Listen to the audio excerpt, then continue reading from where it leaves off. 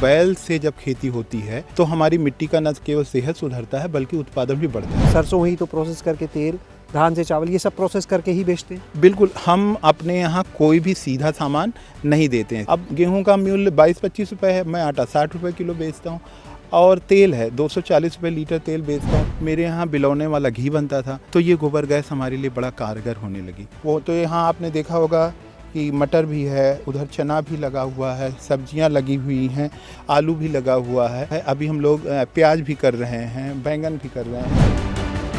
आज के समय में जब खेती में मशीनीकरण को बढ़ावा देने की बात हो रही है, उसमें तकनीक का अधिक से अधिक इस्तेमाल करने की बात हो रही है, तब हम जिस खेत में पहुंचे हैं वहां पर आपको बैलों से खेत की जुताई होती हुई दिखेगी। आप देख सकते हैं हमारे पीछे का नज़ारा। इस समय रायबरेली के सहजौरा गांव में हम मौजूद हैं और यहाँ पर जो खेत की तैयारी है वो बैलों की मदद से हो रही है। और जहां हम आए हैं यहाँ पर आपको ऐसी बहुत सी अलग अलग चीज़ें देखने को मिलेंगी। एक तरफ जहां बैलों का इस्तेमाल हो रहा है तो वहीं दूसरी ओर जो गोवंश का गोबर है, गोमूत्र है, उसको एक तालाब में इकट्ठा किया जाता है और उसके पानी से खेतों की सिंचाई होती है। यहाँ पर घी भी बनता है और तमाम फसलों की जो प्रोसेसिंग है वो भी की जाती है। और किस तरह से ये गोबर, गोमूत्र या प्राकृतिक संसाधनों से खेती बेहतर तरीके से हो सकती है, वही आप इस वीडियो में देखने वाले हैं। तो चलिए आपको मिलवाते हैं किसान शेखर त्रिपाठी जी से। शेखर जी, बहुत बहुत स्वागत आज आपका हमारे साथ गांव जंक्शन में। बहुत बहुत धन्यवाद और आप सभी लोगों का यहाँ स्वागत है। बैल से जब खेती होती है तो हमारी मिट्टी का न केवल सेहत सुधरता है बल्कि उत्पादन भी बढ़ता है, क्योंकि 18 कुंटल का जब ट्रैक्टर हमारे खेत में चलता है तो सूक्ष्म जीवाणु ही न केवल मरते हैं बल्कि मिट्टी की जो परत होती है वो भी सख्त होती जाती है।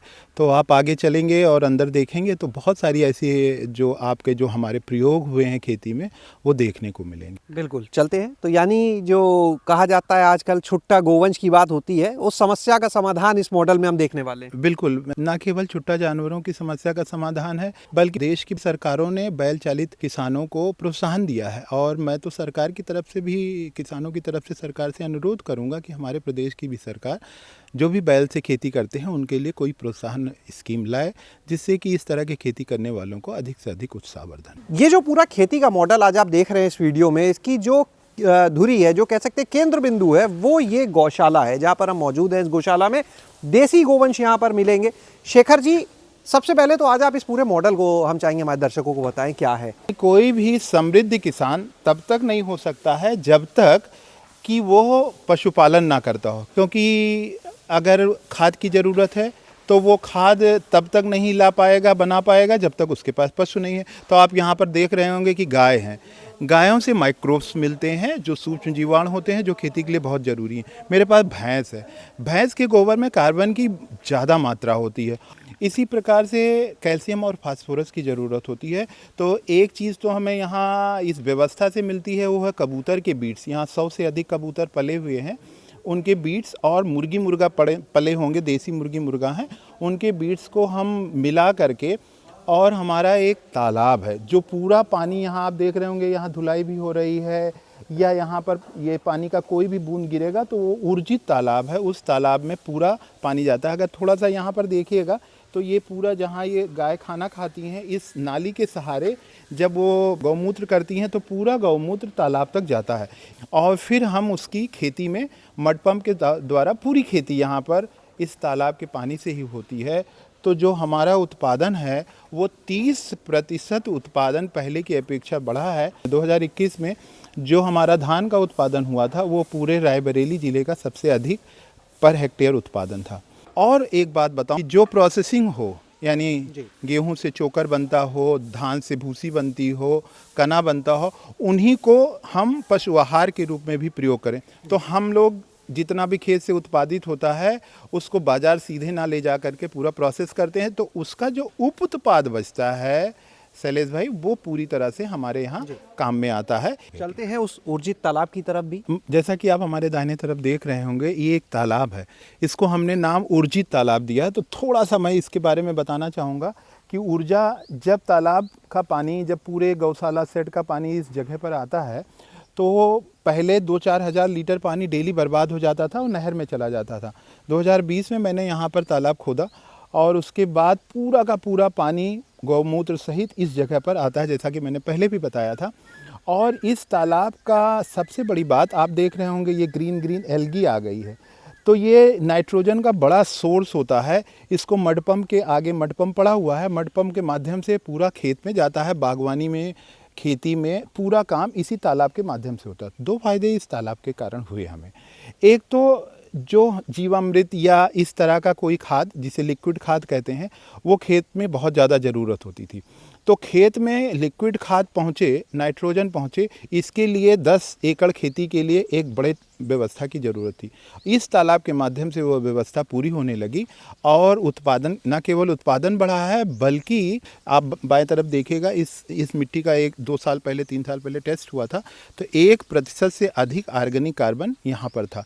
एक बात थोड़ा सा और आगे हम इसी में जोड़ेंगे कि इस तालाब में आगे अभी देखेंगे आप, तो जितना स्लरी है गोबर गैस की, वो भी तालाब में आ जाती है।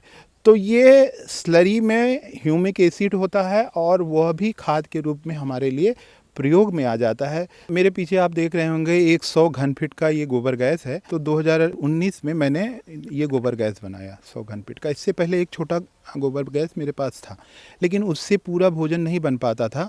10 परिवार का भोजन यहाँ रोज़ लगभग बनता है, तो LPG लेनी पड़ती थी। लेकिन जब से ये गोबर गैस हुई है, तब से LPG सिलेंडर का खर्चा 2-2.5 महीने पर एक सिलेंडर का हो गया। इसका मतलब इससे बचत होने लगी। दूसरा, मेरे यहाँ बिलौने वाला घी बनता था, तो उसके लिए कई बार कंडा बहुत चाहिए होता है और कई बार कंडा नहीं भी होता था।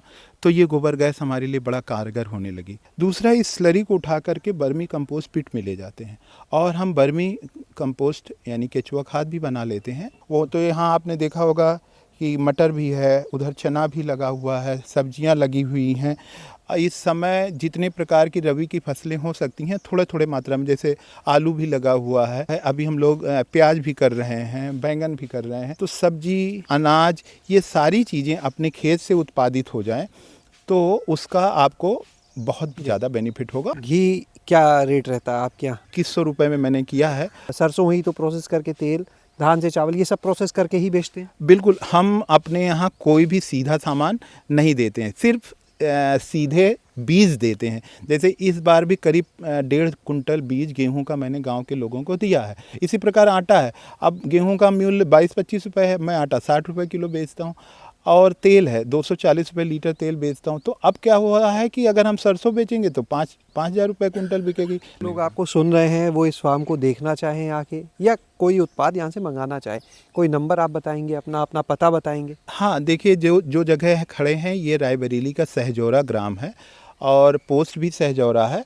ये आप बछरावा फतेहपुर मेन रोड है, उसी रोड पर ये पड़ता है। 7388624111। बहुत बहुत शुक्रिया शेखर जी, और बहुत शानदार मॉडल जो आज आपने दिखाया। और आपने देखा कि किस तरह से अगर आप जो पशुपालन है, खेती है, हमेशा कहा जाता है इंटीग्रेट करके चलिए, उन्हें एक साथ लेकर चलिए, तो आप खेती से एक अच्छी आमदनी ले सकते हैं। साथ में प्रोसेसिंग यानी जो खाद्य प्रसंस्करण की बात होती है, यानी मूल्य संवर्धन करने की जो बात है, उसके बिना आप खेती से एक अच्छा मुनाफा अगर सोचते हैं तो बड़ा मुश्किल हो जाएगा। लेकिन इस तरह के मॉडल को अपनाएंगे तो निश्चित रूप से खेती एक बहुत ही फायदे का सौदा लगेगी। शैलेश अरोरा, गाँव जंक्शन। गाँव जंक्शन को सभी सोशल मीडिया प्लेटफॉर्म्स पर फॉलो करें। व्हाट्सएप चैनल और जीमेल आईडी पर भी संपर्क साध सकते हैं।